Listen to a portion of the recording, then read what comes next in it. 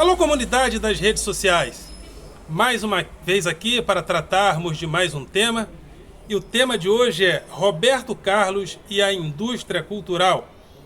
Apesar de eu não ser um grande fã, ou seja, um fã de carteirinha, gostaria de tratar desse tema hoje à luz da filosofia. Mas antes, gostaria de convidar você mais uma vez a se inscrever no nosso canal, a dar o seu like, a fazer o teu comentário e a compartilhar nosso material com outras pessoas. E ao se inscrever, acione o sininho para receber notificações de novos vídeos.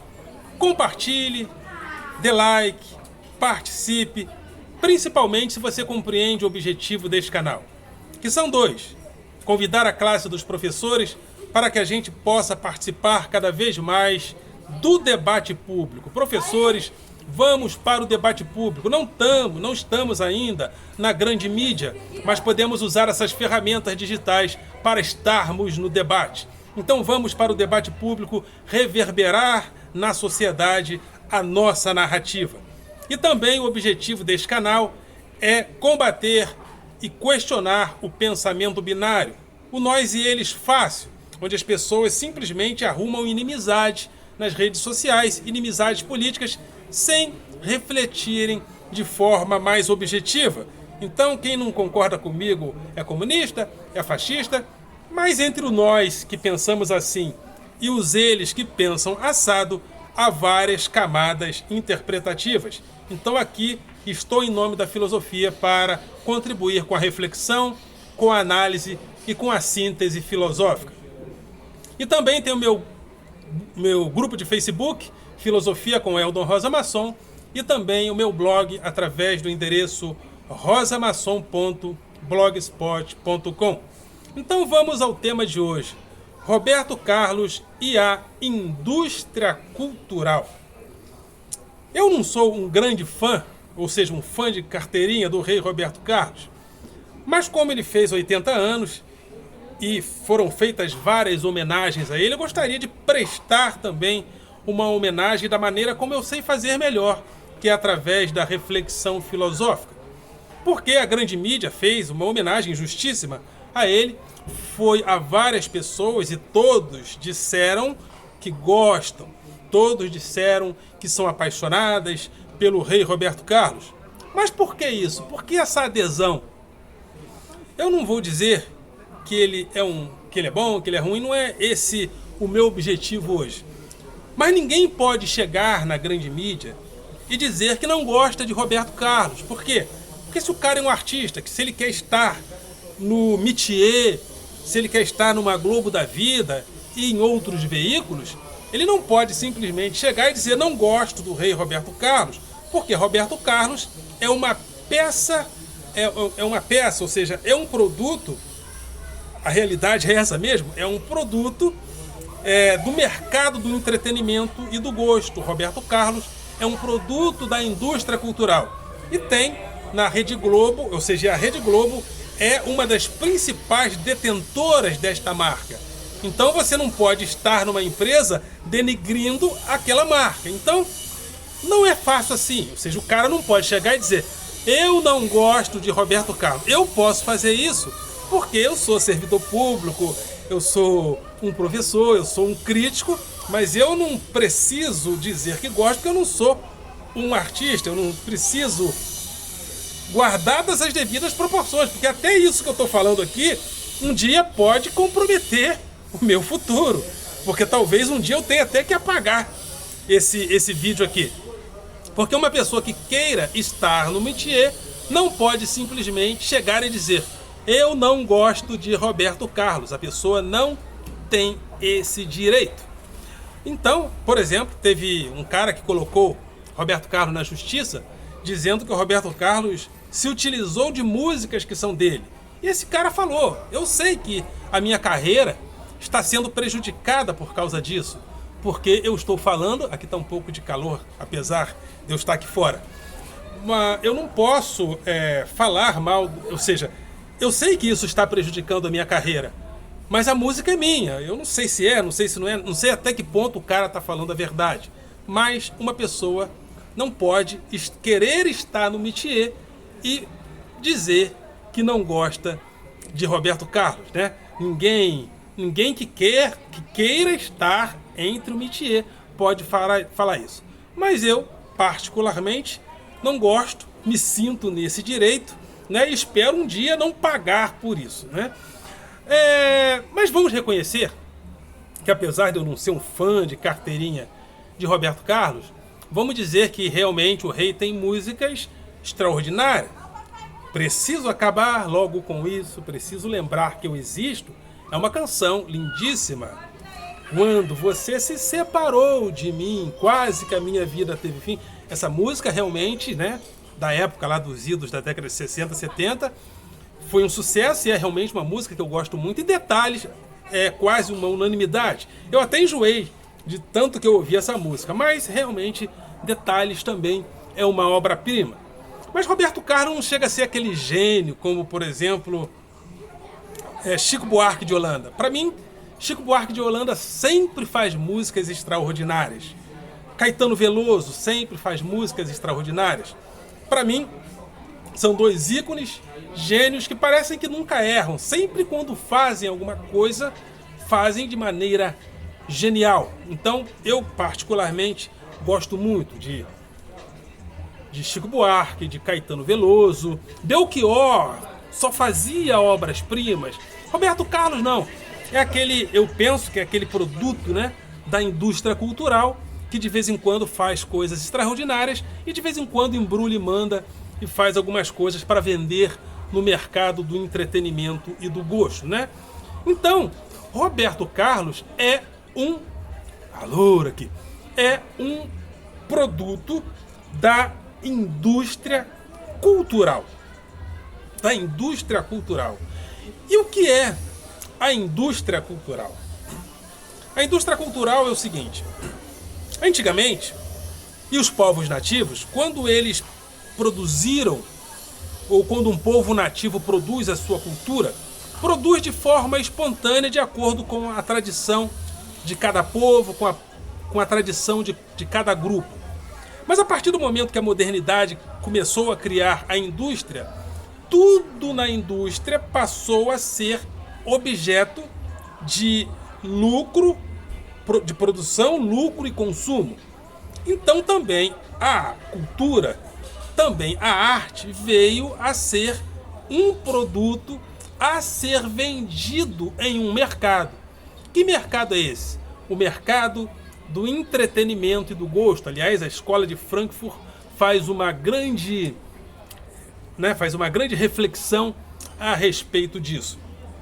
Porque quando a indústria é formada nas cidades, o trabalhador vem do campo para trabalhar nas grandes cidades.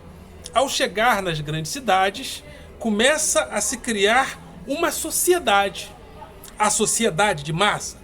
Até então, a sociedade era considerada aquele grupo que vivia em torno do rei. A sociedade vivia em torno da corte, sustentada pelo trabalho da plebe, do povo. Mas de repente, as pessoas começam a vir em massa para as cidades. E começa a se formar nas cidades a sociedade de massa. E essa sociedade de massa gera pessoas que começam a consumir cultura, porque a cultura, a arte, as óperas eram levadas para os palácios. Mas de repente, o trabalhador vem para as cidades, alguns começam a ter uma vida melhor por causa do trabalho, e eles começam a consumir cultura. Então cultura começa a ser um objeto, ou seja, um produto a ser consumido pelo trabalhador, que começa a trabalhar e, com a melhoria, inclusive, da qualidade de vida, começa a ter tempo para ir ao teatro, para ver um filme, para ler um livro. Então a cultura começa a se expandir pelo povo. A sociedade começa a se tornar uma sociedade de massa que gera uma cultura de massa. E dentro dessa cultura de massa formada nas cidades, se forma também a possibilidade de peças de arte serem vendidas no mercado do entretenimento e do gosto.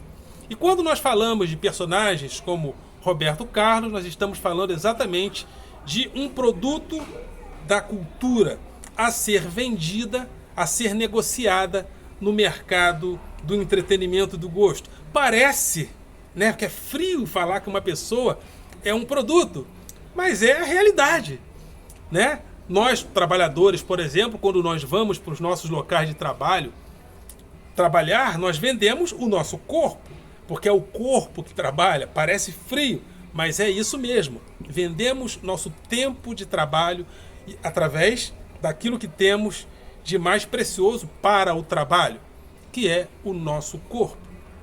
Então, Roberto Carlos é isso. É esse produto vendido no mercado do entretenimento e do gosto. E uma das grandes vitrines onde ele aparece é exatamente a Rede Globo. Então a pessoa não pode chegar, querer estar no métier e dizer: não gosto de Roberto Carlos. Não, ninguém tem esse direito se quer estar no métier. Então, por quê? Por causa da cultura de massa. E na música ele é considerado, né, no Brasil, o rei dessa cultura de massa, dessa arte de massa que é vendida no mercado do entretenimento e do gosto. Se a gente comparar com o passado, a gente vai ver que é um pouco diferente. O próprio livro de Walter Benjamin, depois eu lembro o nome do livro, mas eu li esse livro, até acertei a matéria que caiu no concurso, né? Mas obras de arte na época da reprodução técnica, acho que é esse mesmo. E Walter Benjamin, assim como outros pensadores, falam do papel da arte no passado e o papel da arte hoje. O papel da arte no passado era que as peças artísticas eram para cultuar os deuses, né? E nem todo mundo podia ver as peças artísticas, né? Por exemplo, lá no texto bíblico fala que a Arca do Senhor tinha várias peças de arte. E tinha lugares específicos, como por exemplo o Santo dos Santos, e nem todo mundo podia contemplar aquela obra, porque as peças de obra de arte representavam a presença dos deuses, inclusive os cânticos. Os cânticos eram também cânticos de invocação aos deuses, porque nós não estávamos nessa época como a de hoje, onde as coisas são vendidas no mercado do entretenimento e do gosto. Desculpem, aqui continua muito calor. As coisas não eram vendidas no mercado do entretenimento e do gosto. Então não tínhamos essa sociedade. De repente aparece a modernidade, aparece o Renascimento. O Renascimento começa a buscar o passado, sobretudo o passado clássico, para construir o futuro baseado nesse passado. Então consumir, ter obras de arte começa a ser chique. Algumas famílias abastadas começam a colecionar obras de arte, como a família Thyssen-Bornemisza, né, que tem lá, inclusive lá na Espanha, em Madrid, o Museu Thyssen-Bornemisza, de uma família abastada que começa a colecionar peças de arte. Museus começam a aparecer, né, comprando, adquirindo peças de obras de arte da antiguidade para dar sentido a ele mesmo, como por exemplo o Louvre, o Museu do Prado, o Museu Thyssen-Bornemisza, etc. e etc. Mas aí a arte começa a aparecer, começa a arte a ser vendida, a ser negociada em um mercado.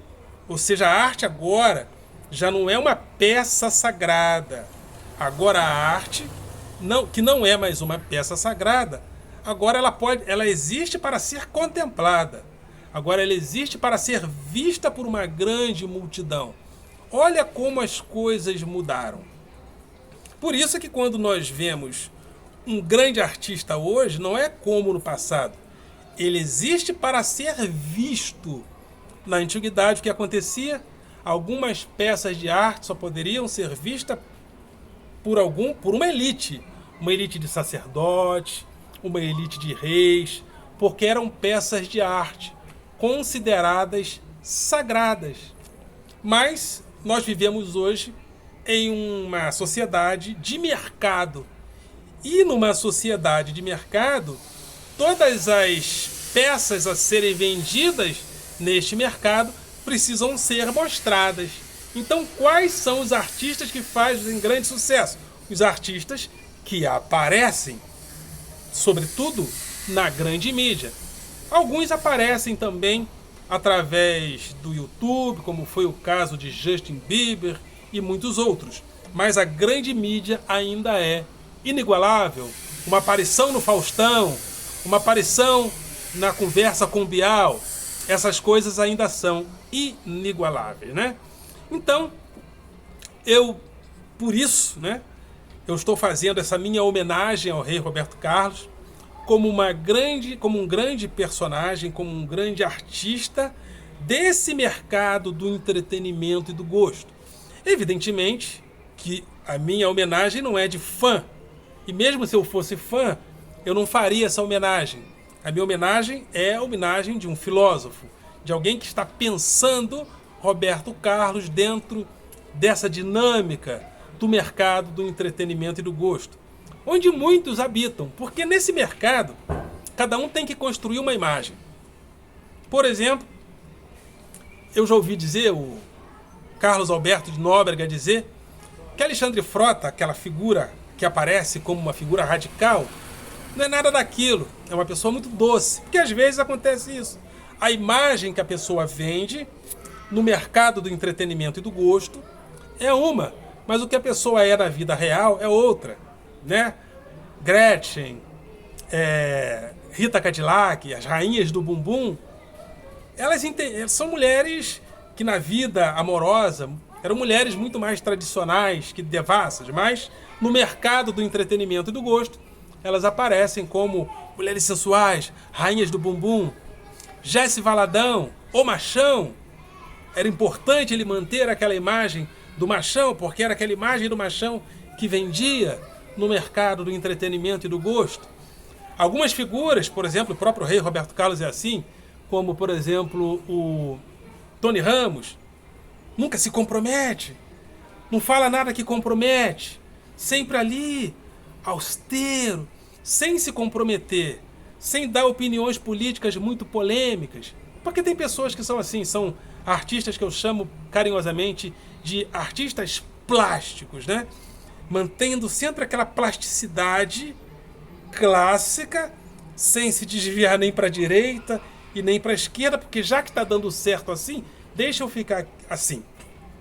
Por exemplo, Roberto Carlos não nasceu como um romântico. Roberto Carlos não era esse romântico que começa...